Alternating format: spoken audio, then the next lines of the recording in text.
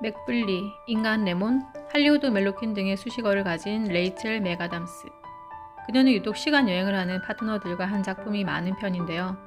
시간 여행자의 아내, About Time, 미드나잇 인 파리 등이 대표적이죠. 시간 여행자의 아내에선 어린 시절 만난 시간 여행을 온 남자를 사랑하고 결혼까지 하게 되는 클레어를 연기했는데요. 어느 순간 사라지고 또 언제 다시 올지 모르는 남자와의 사랑과 기다림에 관한 영화였죠. 또한 우리나라에서 크게 인기를 끌었던 About Time. 여기서 그녀는 시간을 되돌릴 수 있는 남자 팀을 만나고 그는 그녀의 사랑을 얻기 위해 자신의 능력을 한껏 사용하는데요. 레이첼 맥아담스는 완벽한 사랑을 꿈꾸는 이 남자의 아내 메리 역으로 나왔었고요. 다음으로 미드나잇 인 파리에서도 역시 매일 밤 1920년대로 타임슬립하는 남자의 약혼녀로 출연하게 되면서 그녀는 시간여행이란 단어가 자신이 출연한 영화의 하나의 주제를 만들게 된 것 같다고도 했었죠. 이런 그녀의 어린 시절은 온통 피겨스케이팅으로 채워져 있었는데요. 4살부터 시작한 피겨스케이팅은 18살이 될 때까지 이어졌습니다. 그 시절 그녀는 자신의 일상복보다 스케이트 복장에 더 많은 노력을 기울였었다고 회상하기도 했었는데요. 반면 학업에는 큰 흥미가 없었고 심지어 학교 가기 싫어서 아픈 척을 하곤 했다네요. 하지만 시간이 갈수록 스포츠의 경쟁에서 지나친 긴장감이 싫었고 부상에 대한 공포감도 심해지면서 그녀는 학교 연극 무대에 서는 것만큼 스케이트화를 신는 것에 자신감을 느끼지 못하게 되는데요. 결국 선생님의 프로 전향 권유에도 스케이팅을 그만두게 됩니다. 또한 그녀는 학창 시절 3년 동안 여름 방학마다 여동생과 맥도날드에서 일을 했었는데요. 하루는 오렌지 주스 만드는 기계를 고장내 기계에서 연기가 났고 손님들은 그날 아침 아무도 주스를 마실 수 없었다며 일을 잘하는 직원은 아니었다고 고백했습니다. 한편 도플갱어처럼 닮은 그녀의 여동생 케일린 맥아담스 역시 언니의 작품과 영화 베놈에 참여한 유명 메이크업 아티스트인데요. 2015년 그녀의 결혼식에서 레이첼 맥아담스는 신부 들러리로 눈물을 보이기도 했네요. 그녀가 연기에 처음 눈을 뜨게 된 건 12살 때 어린이 연극단체의 공연을 관람하면서였는데요. 그녀는 뉴욕타임즈와의 인터뷰에서 저는 어머니에게 거기 꼭 들어가야만 해요. 그렇지 않으면 죽을 거야 라고 말했다고 합니다. 부모님은 그런 그녀의 꿈을 지지해줬고 고향의 어린이 극단에 들어가게 됩니다. 13살 때는 여름 캠프에서 셰익스피어의 작품에서 연기했는데요. 하지만 자신의 꿈을 쫓아 생계를 유지하는 것은 불가능하다고 생각한 그녀는 배우가 될 생각은 없었는데요. 하지만 그녀의 잠재력을 알아본 연극부 선생님의 마음의 소리에 따라 연기를 한번 시도해보라는 조언으로 대학에서 연기를 전공하게 됩니다. 대학 졸업 후 그녀는 캐나다에서 드라마와 영화에 출연하며 오디션을 보던 중 2002년 하칙이라는 영화의 조연으로 할리우드에 처음 얼굴을 알리게 됩니다. 이 영화는 여고생 제시카와 좀도드 클라이브가 서로 몸이 바뀌게 되면서 일어나는 해프닝을 그린 영화로 훗날 퀸카로 살아남는 법에 레지나 조지 역을 하기 위한 초석이었던 건지 그녀는 여기서도 친구를 괴롭히는 못된 날라리 여고생으로 눈도장을 찍게 됩니다. 그리고 드디어 2004년 그녀의 인생을 바꿔준 두 영화가 개봉하는데요. 퀸카로 살아남는 법과 노트북이었죠. 두 영화 모두 흥행에 크게 성공하면서 그녀는 할리우드에서 자신의 입지를 다지게 됩니다. 영화의 원제처럼 민걸이었지만 마냥 미워할 수만은 없는 악녀인 레지나 조지로 나왔는데요. 하루는 영화 개봉 초기 시사회에 앉아 있었는데 그녀가 버스에 치이는 장면이 나오자 갑자기 관객들이 의자에서 일어서서 환호하고 하이파이브를 하는 등 소동이 있었고 그녀는 의자에서 몸을 낮추며 숨어야 했다는 에피소드를 들려주기도 했었는데요. 그만큼 연기가 뛰어났던 탓인지 로맨스 영화로만 그녀를 접했던 관객들은 퀸카에서의 그녀를 굉장히 낯설어하며 심지어 못 알아보는 사람들도 있을 정도죠. 그리고 영화 속 징글벨 락 댄스 장면은 많은 패러디물을 낳았는데요. 아리아나 그란데는 자신의 뮤직비디오 Thank You Next에서 본인을 레지나 조지 역으로 설정하고 이 영화를 패러디하기도 했었습니다. 한편 레이첼 맥아담스는 이 영화에서 린제이 로안이 연기한 KD 헤론 역의 오디션을 봤었고 린제이 로안 역시 레지나 조지 역으로 오디션을 봤었는데요. 감독은 둘이 서로 상대 역에 더 어울린다며 둘의 역할을 바꾸게 됩니다. 그리고 고등학생을 연기한 그녀의 나이는 26세로 영화 속 같은 나이인 린제이 로한보다는 8살이나 많았죠.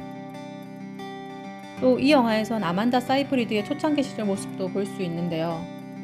훗날 둘은 영화 맘마미아의 소피 역의 오디션을 보지만 이 역은 아만다 사이프리드에게 돌아가게 되죠. 레이첼 맥아담스는 오늘의 자신을 잃게 해준 레지나 조지에게 매우 감사하다고 인사를 남기기도 했었네요. 같은 해 잊을 수 없는 또 한편의 영화 노트북이 개봉되는데요. 여기서 그녀는 악녀 이미지를 벗고 7년 만에 만난 첫사랑과 재회하는 엘리 역을 맡았는데요. 이 영화 오디션 당시 그녀는 역에 너무 몰입한 나머지 눈물을 펑펑 흘리며 열연을 펼쳤는데요. 제작진은 도중에 티슈를 갖다 줘야 했고 상대 역인 라이언 고슬링은 그녀를 다독여줘야 했을 정도였죠. 이 영화는 많은 인상적인 장면을 남겼지만 특히 빛속 키스신은 트와일라이트의 뱀파이어 키스, 스파이더맨 속의 거꾸로 키스신과 함께 전 세계가 자랑한 최고의 키스신으로 자리 잡았고 MTV 영화제에서 베스트 키스상을 수상했으며 수상 당시 둘은 사귀고 있던 중이라 환상적인 호흡으로 영화 장면을 재현하는 깜짝 이벤트를 연출하기도 했었습니다. 둘은 같은 캐나다 출신의 같은 병원에서 태어난 인연도 있었는데요. 이 영화를 계기로 라이언 고슬링과 레이첼 맥아담스는 실제로도 연인 사이가 됩니다. 하지만 사실 둘의 관계에는 첫눈에 반한 사랑은 아니었는데요. 세트장에선 사이가 너무 좋지 않아 라이언 고슬링은 자신의 장면을 연습할 때는 다른 여배우들이 그녀를 대신해주기를 원했을 정도였다네요. 톰과 제리 같던 둘은 연인이 됐고 그 후 3년여의 열애 끝에 결별했는데요. 라이언 고슬링은 한 인터뷰에서 쇼 비즈니스 때문이다, 세간에 지나친 관심 때문이다 라고만 결별 이유에 대해 언급했고 개인적인 결별 이유는 공식적으로 밝혀진 바는 없습니다. 이 커플을 사랑했던 많은 팬들은 각자의 파트너와 아이를 낳고 살고 있는 지금까지도 둘의 결별을 받아들이지 못하고 있다는 후문이네요. 이후 2005년 나이트 플라이트와 웨딩 크래셔 역시 흥행에 성공하면서 승승장구하던 중 갑작스러운 연기의 부담 때문인지 2006년 돌연 2년간의 휴식기에 들어가며 캐나다로 돌아가는데요. 훗날 그녀는 이때를 회상하며 원래 빅스타가 되려는 꿈은 없었다.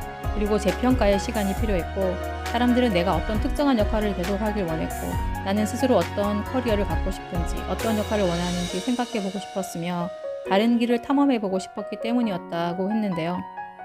이 기간 동안 그녀는 악마는 프라다를 입는다, 미션 임파서블 3, 카지노 로얄, 겟스마트의 주요 배역을 거절하고 아이언맨, 다크나이트의 여주인공 역도 날리게 되죠. 한편 환경주의자이기도 한 그녀는 공백기 동안 그린 이즈 섹시라는 환경 보호에 대한 팁을 제공하는 블로그를 2007년 개설했고요. 2011년까지 운영하기도 했었는데요. 지금도 가능하면 자전거 타고 다니기를 즐기고 환경 관련 시위를 지지하며 환경 다큐멘터리 소닉시의 나레이션을 하기도 했었습니다. 2008년 결혼생활과 럭키원스라는 작품으로 복귀했지만 모두 흥행에 참패하면서 슬럼프에 빠지게 됩니다.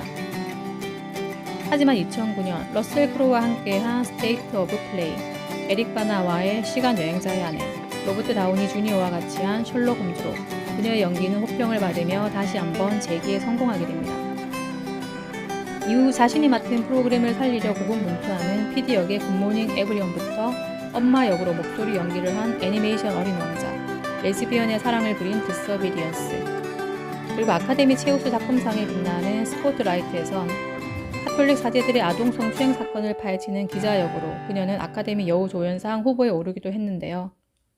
최근작 유로비전 송 콘테스트에서의 뮤지션에 이르기까지 그녀는 자신의 연기 영역을 넓혀오고 있습니다. 2016년엔 닥터 스트레인지의 외과의사 크리스틴 팔머로 마블 영화에도 처음으로 합류하게 되었는데요. 팬들은 그녀의 역할 비중이 너무 적고 1차원적이라며 볼멘소리를 했지만 전작에 이어 2편에도 출연을 확정했다는 소식이 이번에 들려왔네요. 이렇듯 그녀는 끊임없이 노력하는 배우로 알려져 있으며 결국 배우가 되는 것은 다른 사람의 눈을 통해 삶을 경험하는 것이다 라고 말했는데요. 영화 웨딩 크래셔에서의 역할을 위해 보트 항해 자격증을 땄으며 재봉사 연기를 위해 바느질을 배우고 트루 디텍티브에서 칼을 던지는 훈련을 받고 노트북의 엘리 역을 위해 예절 교육과 발레를 배우는 등 열성적인 모습을 보여줍니다. 심지어 한 번은 말털 알레르기가 있음에도 투 더 원더라는 영화의 배역을 따기 위해 말을 사랑한다는 거짓말을 하기도 했었죠. 하지만 촬영 당시 눈이 심하게 부풀어 올라 그녀의 거짓말은 금방 탄로가 났고 그녀는 사실 말을 무서워할 뿐 아니라 알레르기까지 있다고 고백했었죠. 올해 11월 그녀의 42번째 생일을 맞아 로튼 토메이토에서 선정한 그녀가 출연한 영화들의 순위 발표가 있었는데요. 가장 낮은 점수를 기록한 작품은 알로하였고 1위를 한 작품은 놀라울 것도 없이 스포트라이트였네요. 알로하는 브래들리 쿠퍼, 엠마 스톤 등의 화려한 출연진에도 불구하고 흥행 성적이 좋지 못했는데요. 그녀는 이 영화를 찍기 전에는 하와이에 한 번도 가본 적이 없었다며 하와이 여행이 버킷리스트였는데 영화 촬영을 하며 3개월 동안 지내게 되어 버킷리스트 하나를 삭제하게 됐다고 하네요. 그녀는 또한 일과 사생활을 철저히 분리하며 본인의 개인 소셜 계정도 없는 걸로 확인되는데요. 평소에도 소탈한 모습으로 다니는 모습이 자주 목격되며 영화나 화보 촬영 때도 그녀의 뺨과 목에 두드러진 점들을 숨기지 않아 한때 인터넷상에서 그녀의 점이 핫한 검색어가 되기도 했었습니다. 꾸준한 요가를 통해 건강 관리를 해오고 있으며 공항에서 많은 짐을 들고 뛰어다니는 것이 그녀의 체중 감량 비법이라네요. 2016년부터 함께해온 그녀의 파트너, 시나리오 작가이자 감독인 제이미 린든과의 사이에 2018년 극비리의 아들을 낳았고요. 현재는 둘째를 임신하고 있는 모습이 가끔 목격되고 있는 상황인데요. 그녀는 엄마가 된 것이 그녀에게 일어난 일 중 가장 위대한 일이며 아들이 큰 즐거움을 주고 있어 요즘에 사회적 거리두기도 그다지 스트레스는 아니라고 육아에 푹 빠져 있는 모습인데요.